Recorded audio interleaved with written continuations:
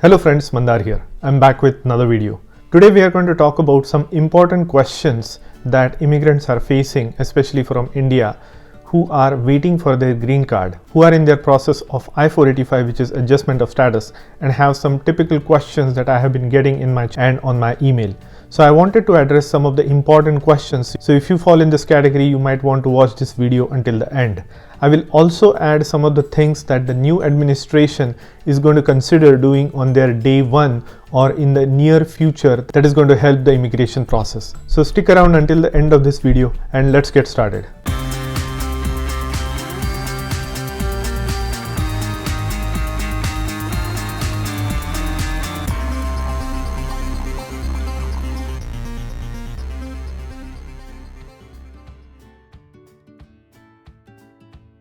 If you are here for the first time, welcome. My name is Mandar and I make immigration related videos for US and Canada. I'm not an immigration lawyer, so anything that I say on this video or on my channel is for information purpose only. If you have specific immigration need for yourself, please hire a competent immigration attorney. And if you like this video, please hit the like button and consider subscribing to my channel. Now let's get started. Now recently I made a video on prediction for the visa bulletin for month of December 2020. I got quite a few questions on the progression of the priority days. So I'm going to talk about it, but before that I want to address some of the key questions that I have been consistently getting. One of the important questions that I have received is there is a spillover of visa that we have seen from the family-based immigration into the employment-based category for this particular year. And this was particularly because the immigration from outside of United States was halted. So all those visa numbers that were available for family-based category kind of spilled over onto the employment-based category. That is by the statute and that is by the law. Any unused visa numbers from the previous year from the family category get spilled over to the employment based category in the next. So some of you have asked this question that this year the visa ban still continues, and they are right, because October, November and December the visa ban is still in effect as per the current administration. We know that this immigration ban is going to continue until the end of December, which means the visa numbers worth of one full quarter are going to be available.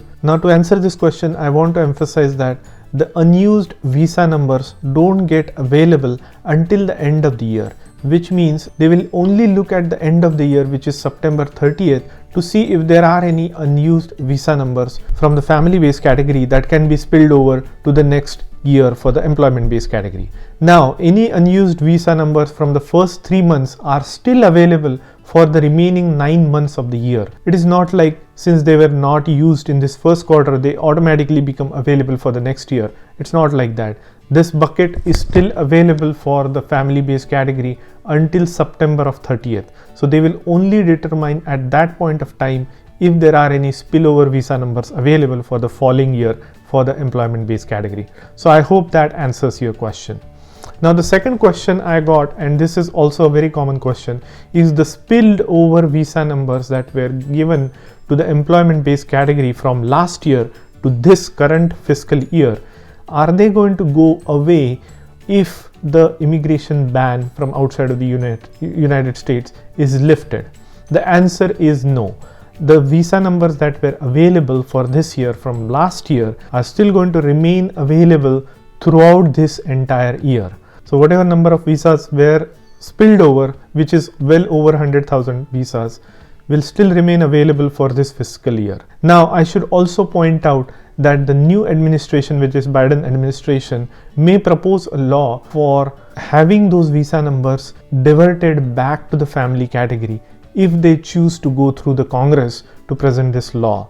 Now, some of the lawyers have talked about this, that the priority for the Biden administration is family-based immigration. Now, for the sake of the pandemic or whatever other reasons, if nurses and doctors and essential workers are short of visa, the administration may consider passing a law to make those spilled over visas get diverted back to those categories, and that could happen. It's going to be a lengthy process, and I am not sure if that will even happen, because it has to go through the Congress and it has to go through the Senate. Only then it can become a law. So it is extremely difficult for anything to pass through the Congress and the Senate to become a law in immigration, even with the new administration. So I hope I was able to settle that question. So all the visa numbers that were spilled over from last year are going to be continued to be available until the end of the year.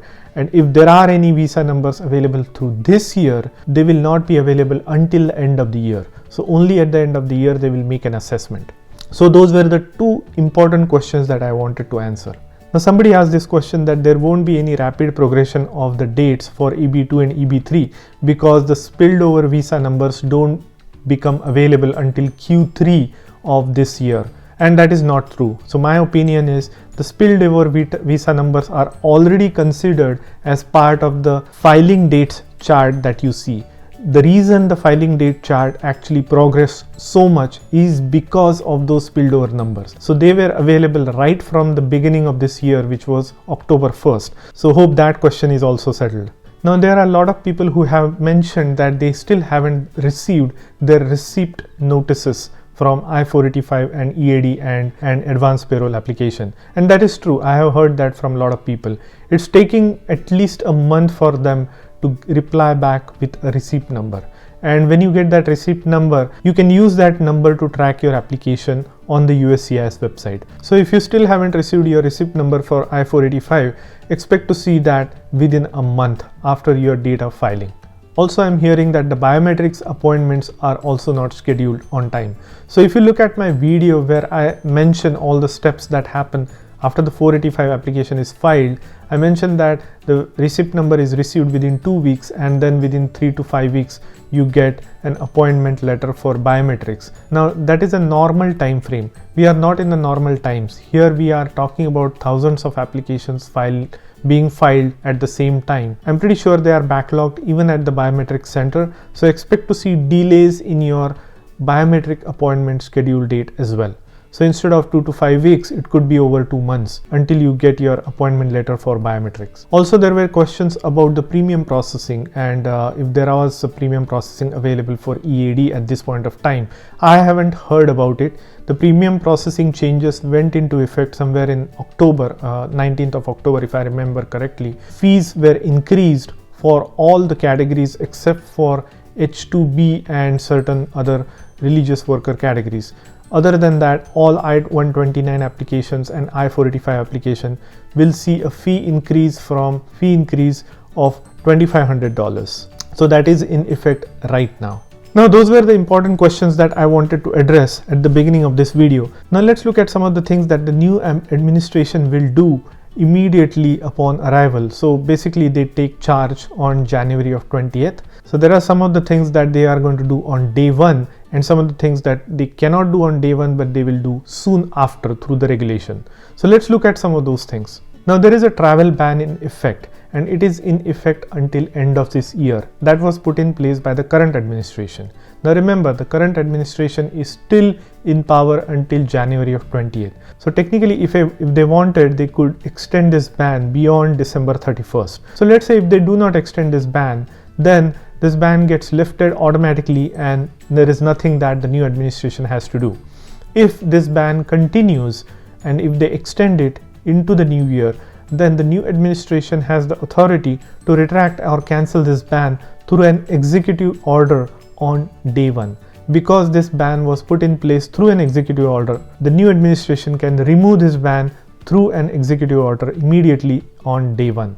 Now there are certain things that the current administration had put in place, such as denaturalization task force, notice to appear after the 485 was denied. Those are the things that would take a little bit longer because those were not through the executive order, they were through a regulation or some other method that has to follow the same process if they were to be retracted. Now I don't think there will be a priority for the new administration to do something about the NTAs and these denaturalization things. I don't think that there will be an immediate action on these, but we'll see what happens. Now there is another thing, that is a public charge ruling. It was put in place, then some judge cancelled it, it was back on. So it has been going on and off. Now this public charge, which is I-944, was put in place by the current administration through a regulatory process. Now this process takes months. It has to go through a hearing, it has to go through the notice period, and only then it can be put in place. In order for the new administration to cancel it, they will still have to go through the similar process to kind of cancel it. So public charge or I-944 could remain in place for several months even if the new administration wants to take it away. Now fee increase is something that the current administration has put in place, and it is set to go effect in December. Now my thought is the new administration will not have appetite to go after it because they have so many things on their plate that they want to do on day one, and fee increase might one of the biggest things that they want to do. Because remember, the USCIS is really struggling and they need this fee increase. Now they arbitrarily increase this to a much higher extent, which is not acceptable to a lot of people. But nevertheless, they are still looking for some fee increase. So in my opinion, the new administration will still go through the fee increase process for USCIS, but it will go through a regulatory process and not through an executive order. In terms of processing time, this is another question that a lot of people have asked. Will the case processing times decrease with the new administration? In my opinion, it will not happen immediately. What could happen is the new administration may ask the DHS or the USCIS to use their workforce to process the application instead of the enforcement things that they are doing currently. There are a lot of enforcement activities that are happening under the current administration, which is taking up a lot of their resources from case processing into the enforcement area. Now that could change, but it will take some time. So don't expect that the processing times of your cases will suddenly decrease or shorten and the processing is going to be any faster right away. It might take a long time. Now the ban on the non-immigrant visas issued at the consulate, that will also go away in my opinion, and that would happen very quickly. So people in the EB category or employment based category who are on the non-immigrant visa such as L1, H1 and all, they were kind of waiting for their place in the line to get an interview at the consulate. Those things will go away and visas will start processing again. This will also depend on the pandemic situation in those countries, but regardless, the ban that was put in place might be removed much easier. So those were kind of some of my thoughts based on the comments and questions that I have been getting. So I thought I would address all of those important questions through this video. So I hope you got some value out of this video. If you did, please hit the like button and consider subscribing to my channel, and I will see you in the next one.